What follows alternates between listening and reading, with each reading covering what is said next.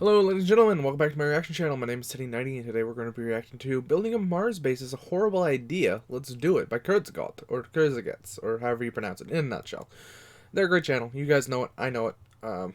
They produce great content. Go like their video. Go subscribe to them. Do everything else like that. They deserve all the love, happiness, and joy in the world because they actually put real effort into their videos, and I just kind of, sit here and talk. Now, I don't know much about space exploration, I'll be honest. My main focus is history, sociology, and psychology. So I'm not sure exactly how much I'm going to be able to add to this. I'm not sure if this is going to be more of a reaction video or more of a commentary video. Granted, knowing me, this is probably going to last a half an hour because I can't seem to stop talking. But that's what you get on my channel. Yeah, let's just jump into it. Hopefully I'm not too loud. I'll turn up their volume and try not to talk over them. Sorry about my scraggly beard and everything else like that, but quarantine. From hostile deserts to lonely islands and the highest mountains, wherever there is space to expand into, humans do so. So it's hardly surprising that we're already making preparations to set foot on Mars and to create the first permanent colony outside of Earth, maybe even terraform another planet and turn it into a second blue home. Immediately stopping at 21 seconds. There's this... My point isn't even that great. There's this game out there called Surviving Mars, made by Paradox, where it is all about colonizing, and then there's colonizing Mars, and then there's a faction that is all about terraforming Mars. If you're ever interested in that genre of games, it's like a city builder, but on Mars kind of thing. It's fun. I'd recommend playing it. If you enjoy this type of thing, go play Surviving Mars. But wait, before we can get to the nice future stuff, we first have to complete the second phase of colonization, creating a semi-permanent outpost to prepare the ground for a larger human presence. But doing so will be gruesome.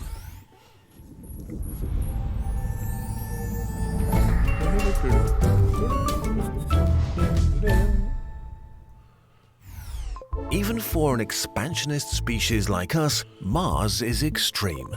At first glance, Mars seems familiar. Polar ice caps, large valleys, liquid water under its surface, and a day barely longer than Earth's. The ideal place for us to go.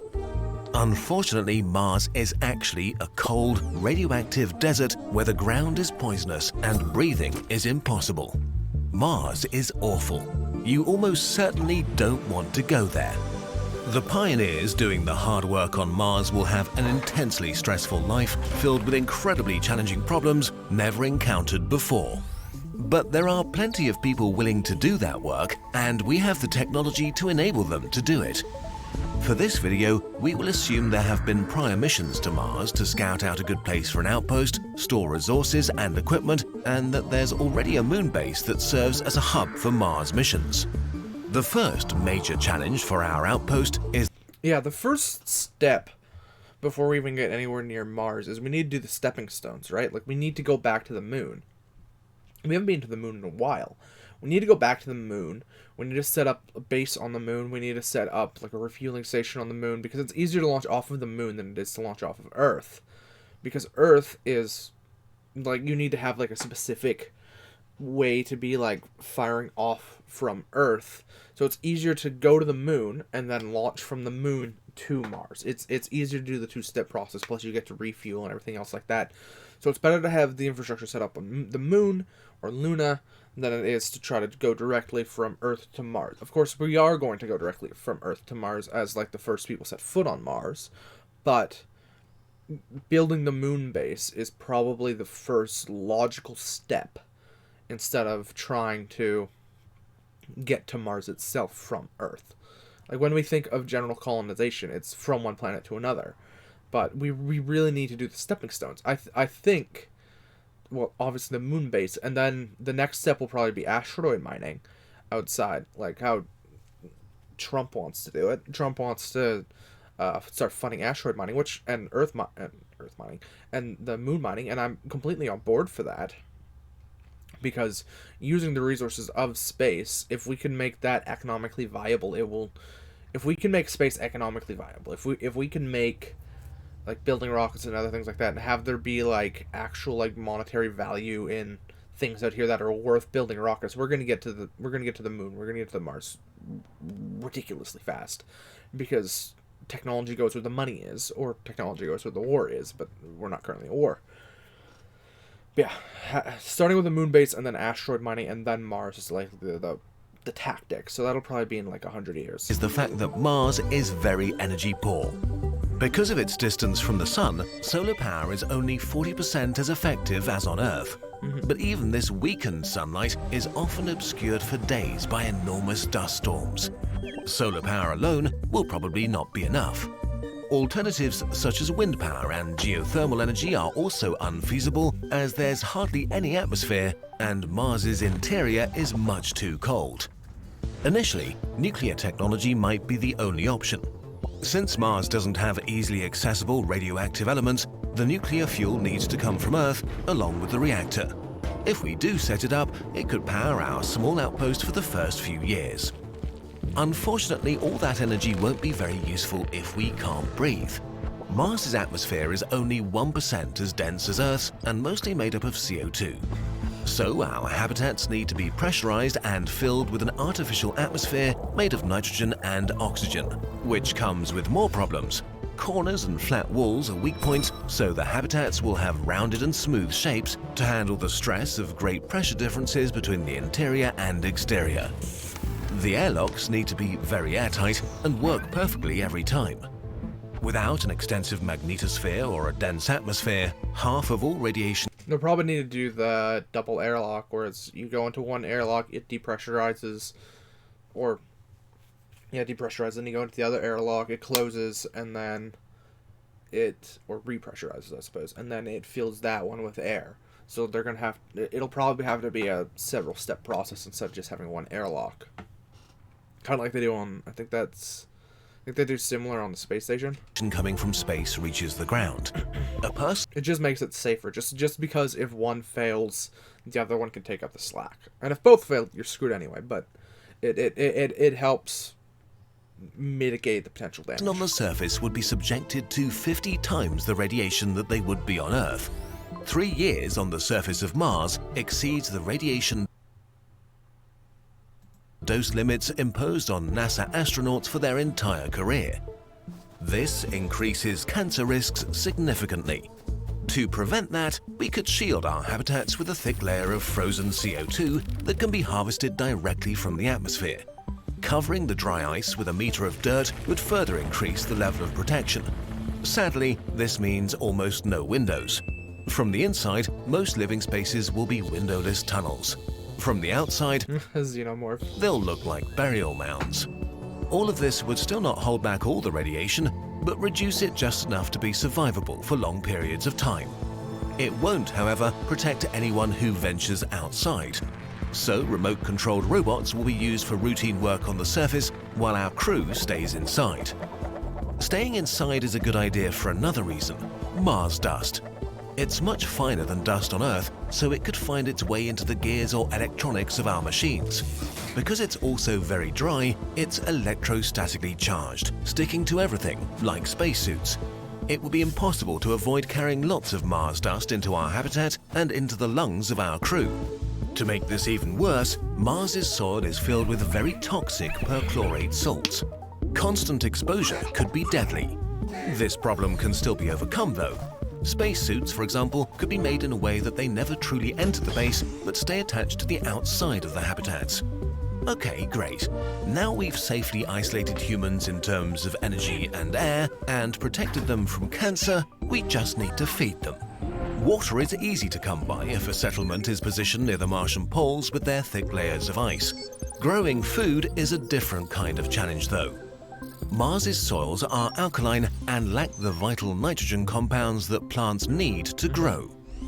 Before we can grow anything, we will have to decontaminate the soil, which is difficult and expensive. Then the soil can be fertilized using recycled biological waste. All of this will take a lot of time and is very energy intensive. So we might use aquaponics to raise fish and plants together, making the astronauts' diets more varied and tasty at the same time.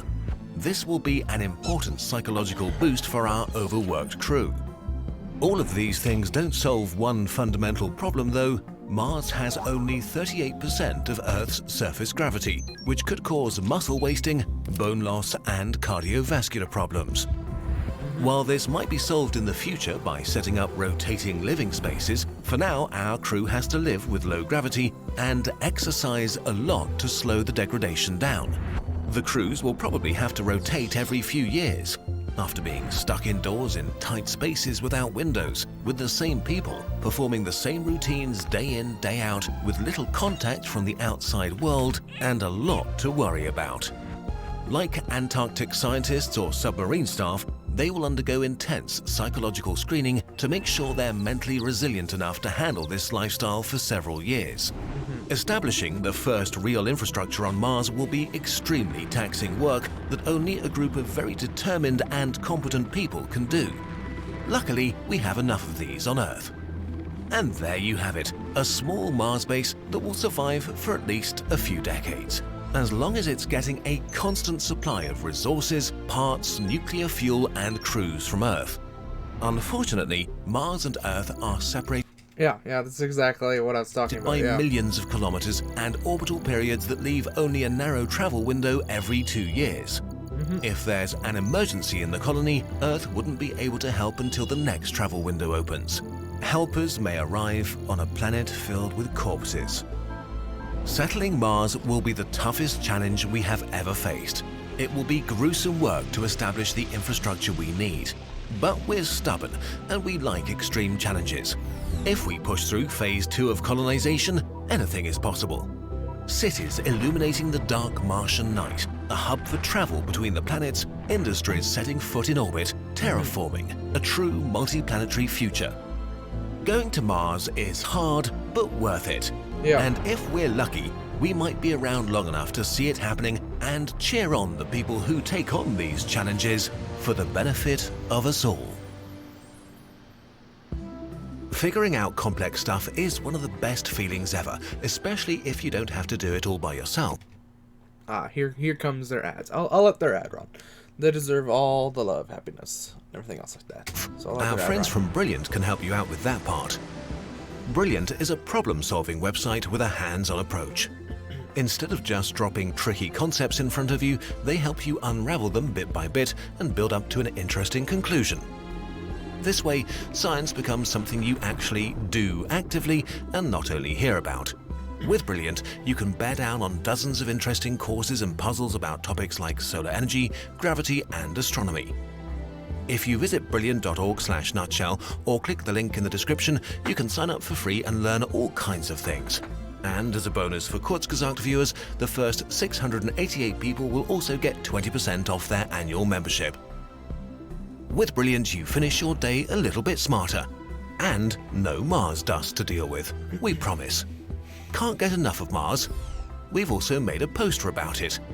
You can learn some more about the hardships of Mars colonization, or just look at the pretty colors. Go get it here.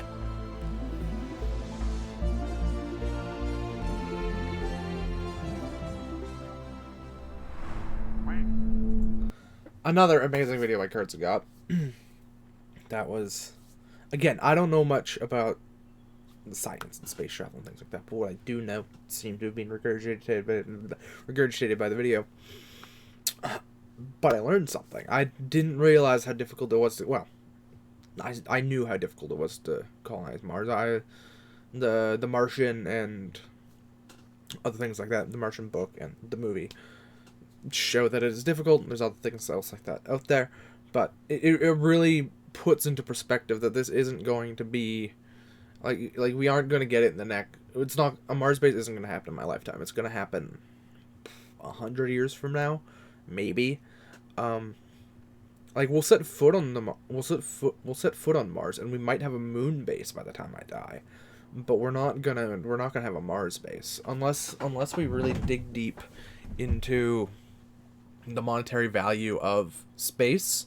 Like if we start mining the moon and we start mining asteroids, which is an incredibly economical, like there's a great economic value there if we can do it, and it also removes a lot of the dangers of mining on Earth. Like we're not damaging the Earth mining in space. So mining in space is the future of mining. if we can manage to get that economically feasible. But if money starts to be made up there, it will be. It just will be. Yeah, great video. I like these ones that make me think outside the box. The ones that aren't just history or things like that. Considering I'm literally about to go watch a history video talk about that, because I actually know what I'm talking about there. But these ones actually make me think. This is why I started this channel, to actually learn and actually like study and figure things out, because I'm bad at university, but I'm smart. So I learn better by listening and doing than I do university stuff. Anyway, my secondary monitor is being an asshole, so let me give me a half a second so I can move it away so I can actually end this recording. Oh god. No, that's not at all what I wanted to happen. God damn it. Give me a second. There. Alright. Sorry, there's like this pop-up that doesn't go away on my secondary monitor. It just... No, it's not a secondary monitor, it's a lab. Here, I'll show you. See? That? And it was like literally blocking like the off button. And like I can click close, but it doesn't close. Like it takes like half an hour for it to close because it hates me. But yeah, love butts and happiness and everything else like that. And I'll see you in the next one. It'll be about Mesopotamia.